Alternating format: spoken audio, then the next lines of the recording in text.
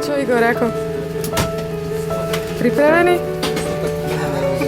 Nervózny? Menej nervózny.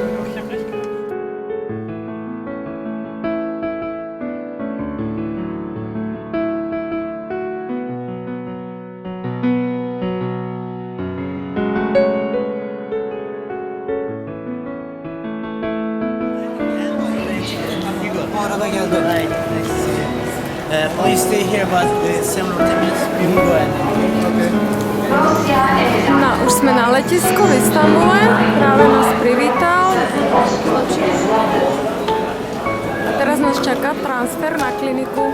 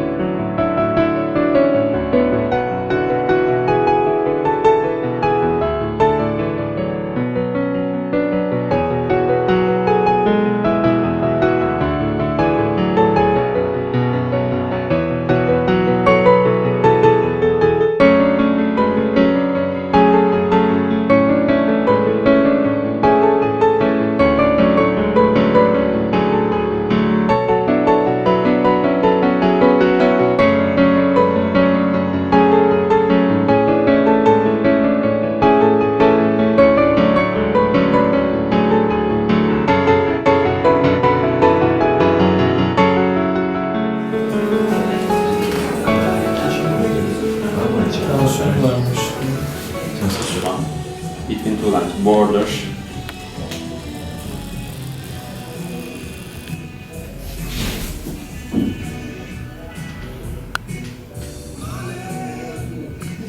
Okay. This area will be nice. And this area, second one. He has hair on his chest. Maybe it can help something? May I see your chest area?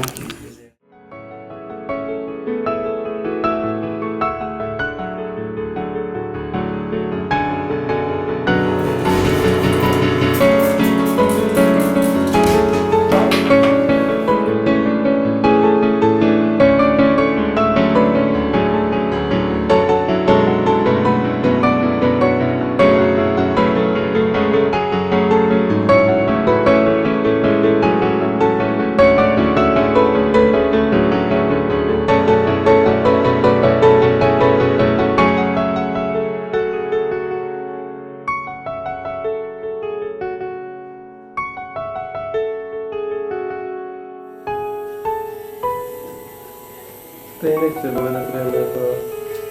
Anestézia? A ináč, ako sa cítiš? Dobre.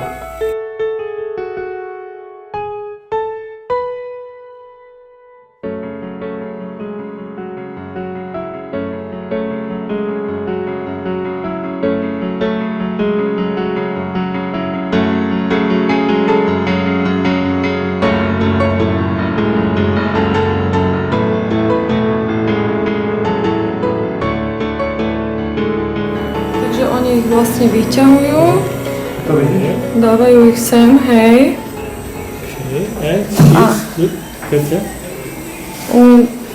tu nám vlastne kolegyňa ich rozdeľuje vlastne jednu po jednom. Wow. A ešte ti aj dávali injekciu, asi ešte anestéziu, vieš? Toto čo robí? Toto, čo robí, ti narezáva, hej? Čo cítiš? Len nejaké bodanie? Nič, len cítiš, že ti niečo robí, hej? No, tak tá jedna s tým strojčekom to vlastne narezáva a tá druhá to s pinzetkou celý ten štep vlastne dáva, vyťahuje, A hej? oni si ich niekde ukladajú? Oni ich ukladajú tu ona im chystá také mističky s vodou a so servitkami. A ona ich vlastne potom rozdeľuje jednu jednu po druhom, vieš? Wow. Áno, som tu. No čo, Igor, ako? Boli? Aha, it's little bit pain.